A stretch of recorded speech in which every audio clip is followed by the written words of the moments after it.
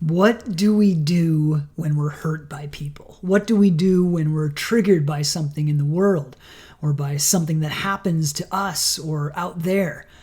This is a big question, and it's something that a lot of us struggle with, including myself at times. And I want to share with you 3 insights and 3 practices of what to do once you're feeling triggered or hurt or upset by something or someone out there. Okay? So first thing is, it's okay. Like, it's all right when we're hurt or we're upset or we're in pain. A lot of times we will add something to the upset or to the hurt and make it worse than it could be. That could be a story that we add to it, like, this always happens to me, or why does this happen to me? Or why would they do this to me? You know, a lot of these like charged questions that we start to create a story around, a narrative around, and the narrative that we have in our lives in so many ways creates the experience that we have in our life. So I'll share a mundane example from myself. I would sometimes get frustrated by traffic, by parking. I give this example a lot. I know it's kind of mundane. I'll think of some richer ones, but it's something that happens to me regularly, right? I used to get like kind of frustrated and have this kind of panic is definitely too strong, but a mild panic around getting parking. Right now I live in Naples, Florida, and beach parking is difficult to get sometimes, right? So even though this is such a first world problem, oh God, I've experienced really hard things. And if you listen to other videos, I actually have had significant problems in my life before, so I'm just using this one because it's top of mind. And it's something where I would have this narrative that like there's not enough parking, there's not enough for me, like why does this happen to me, is something I used to actually say to myself a lot. And I just shifted it and I just started saying to myself, I always get the best parking spot. And then as I lived and believed in that and fed that belief within myself, it absolutely happened. And I was able to find some kind of gem even when I didn't get the parking that I wanted. So again, if you're really struggling in your life, forgive me for offering this very bland, mundane, very first order problem with you. And we're going to apply the principles to things that really matter in our lives, okay?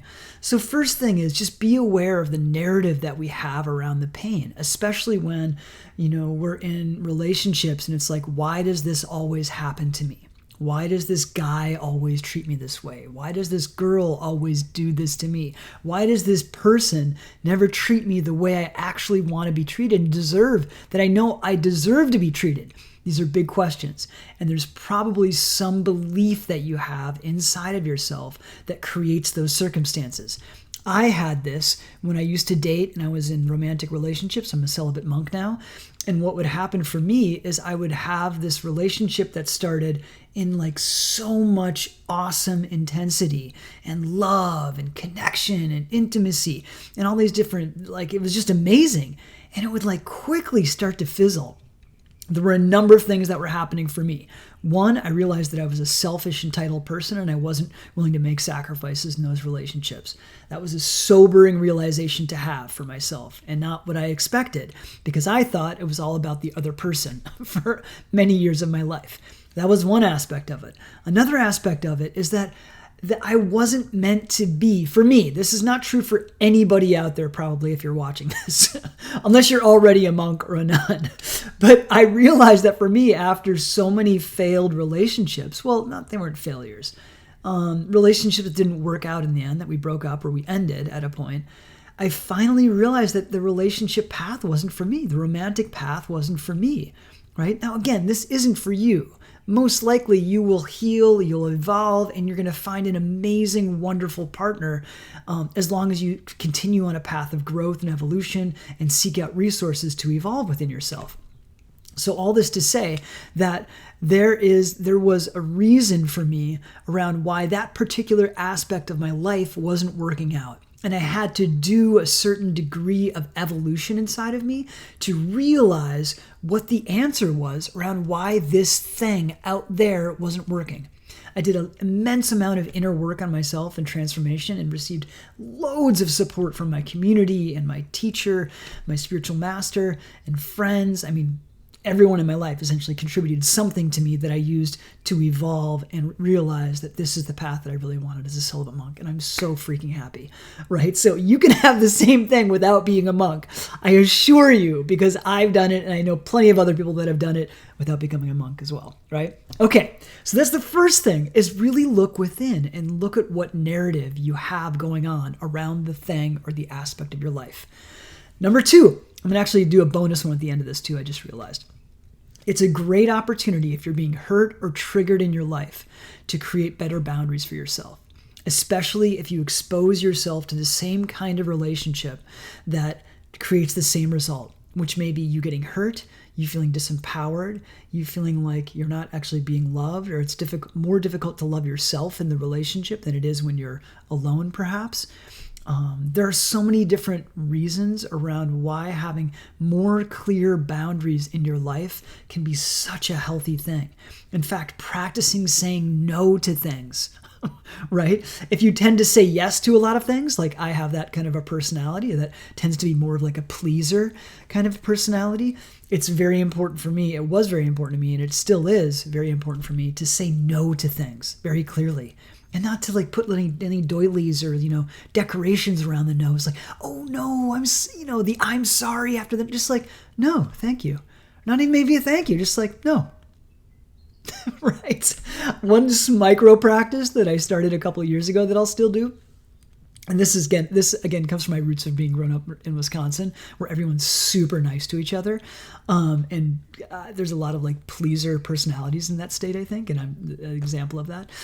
At the grocery store, people will say, have a nice day. And instead of saying, thank you, you too, I'll just say, thank you. And I'll just walk away. It's great. I just receive their sincere tiding, their blessing, whether they meant it or not. And I'll just take it and enjoy it, right? And then sometimes I'll give it, right? So that's a little micro practice around boundaries. And it has to do with receiving, saying no, and saying yes, right?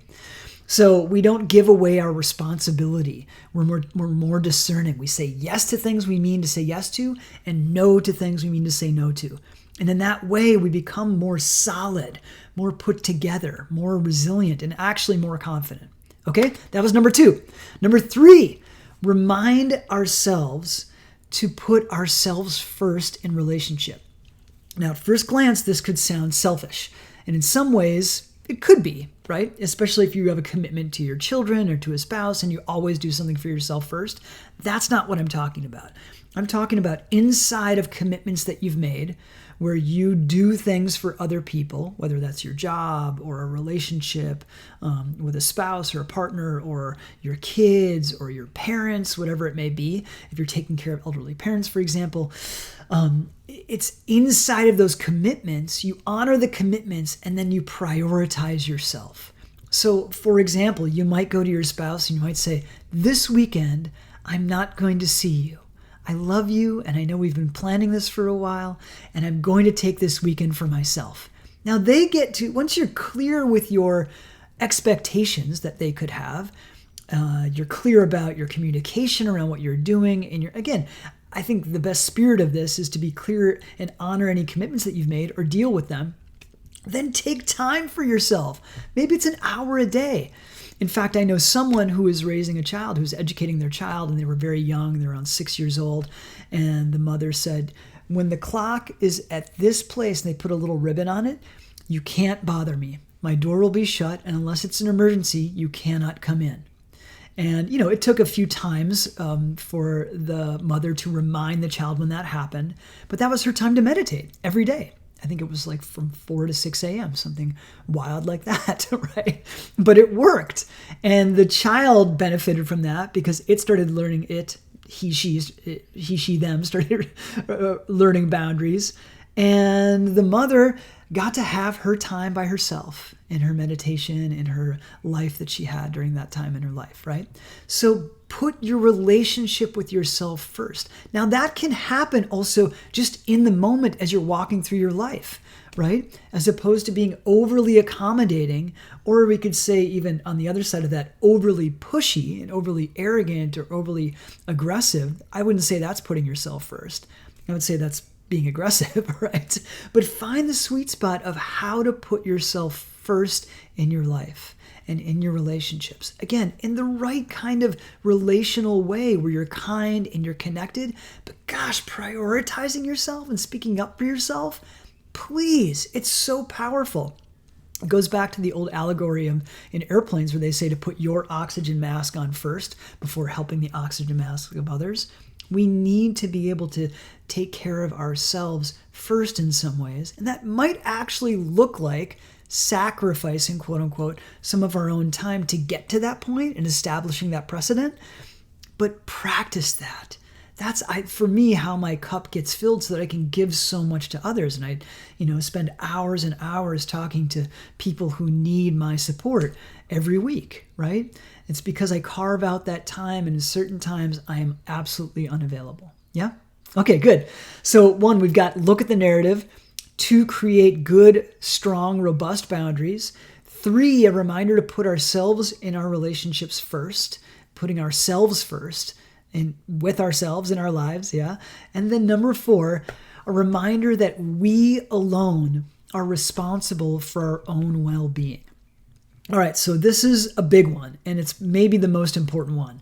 When we blame others for the way that we feel, we give them the reins of our lives. We give them the reins of our livelihood even, and we give them the reins, most importantly, of our emotional, spiritual, and mental well-being. It's so easy when we're hurt or when we're triggered to make it about something else or someone else, as opposed to being open to maybe not knowing why this happened to me or why this person came into my life or why they treated me the way that they did, but to really look at how am I responsible for how I respond to this, right? I mean, can we control like whether we get in a car crash, or can we control whether how a person treats us in the world? I don't think so. I don't think that I do not have mastery over what happens to me per se. I would say I have some degree of an ability to create that.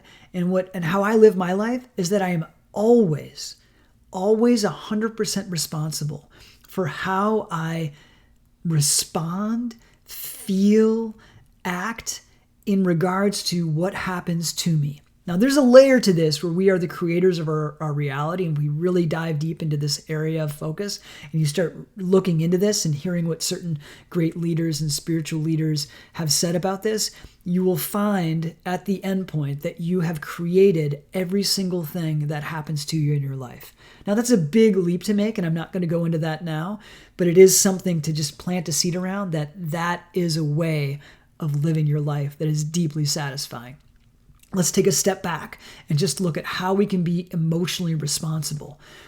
In fact, this has happened to me. I like driving quickly, let's say. And sometimes that's very upsetting for people. I drive safely. I'd say I practice driving safely, but I also drive quickly. I have made some people, that's not quite true. Some people have gotten very upset with me at times. Actually, when I've been driving just fine, like one guy flipped me the finger, I remember a couple of years ago, and I was like, I don't even know what happened. One time I stopped at a stoplight, and I was a little fast going into it, and I kind of stopped because I wanted to make sure I was before the crosswalk. And a guy, this was in Denver, a guy was walking across the street, just stared me down and just gave me the finger right to my face. And I was just like, wow, okay. And I looked at him. I kind of just let him go by because it looked like he wanted to fight me actually. And I was just standing there kind of straight face, not with this smile that I have right now, because that probably would have aggravated him. And he just kept walking by, and I was driving away, and there was a part of me that was angry, a part of me that was sad and regretful. And then there was the third part of me that I was like, why was he doing that? Oh, the fourth part of me was like, what did I do? Right? But there's a lot, when intense things like that happen to us, and this kind of thing happens in your families, in your relationships, we always have a choice. Sometimes it doesn't feel like it, but we can get access to always having a choice about how we respond to even the most painful circumstances. Right? So this is a choice that we make inside of ourselves. And this goes back to spending time with ourselves on our own if we can spend time on ourselves, with ourselves, every day, and this goes back to, there's a video I made that's 5 minutes will change your life, and it's spending 5 minutes a day in silence and stillness. When those kinds of things happen, it creates when we have spent time with ourselves in stillness and silence, it gives ourselves a space in the intensity of those kinds of moments where we create a choice around how we wish to respond. And for me, the greatest access to that is going into my heart, because I could just see things more clearly. I eventually was able to have compassion for that person. I was able to give myself the space to feel angry about it for a minute. I was also able to give myself the space of feeling regretful about it, that I probably should have driven more responsibly. And at the end, here's this saying that we use in some of the programs that we lead: I free you from me, and I free me from you. Meaning, you are you, I am me, and we're different. We can say this to people, not verbally per se, but within ourselves. Let people be free. Like this guy, I don't know, this guy was probably in incredible amounts of pain in his life, right? To just like a stranger in a car that he's never seen before, to flip me the bird, stare me down, and probably, like, I would have aggravated him. He would have ran over to my car, and I could have jumped out of my car. We could have started brawling on the streets of Denver. I think it was like in the morning, at like 8 in the morning. I mean, this guy was upset, right? So I was able to, in that moment, because of some practice, with a little bit of time, able to look at all these different experiences I was having inside, and at the end of the day, realize that he was free to be him, and I was free to be me, right? And everyone gets to make choices. And I was choosing to make this choice around being reflective about what happened, seeing what kind of responsibility I could take, and in the end of the day, he's going to do what he's going to do, right? And I'm going to do what I'm going to do. I'm going to be the person that I'm going to be. So here's the reminder in here. Let's bring this all together. When you're hurt or when you're triggered, it really is an opportunity. And it doesn't feel that way in the moment. But once you start to extract yourself out of the world of reactivity in your life, and you start to give yourself a little space, a little compassion, some self-love, oh my gosh, everything starts to open up. And your own growth and evolution as a person just gets more and more accelerated. Okay? All my best to you. I care for you so much. All my best. All my best.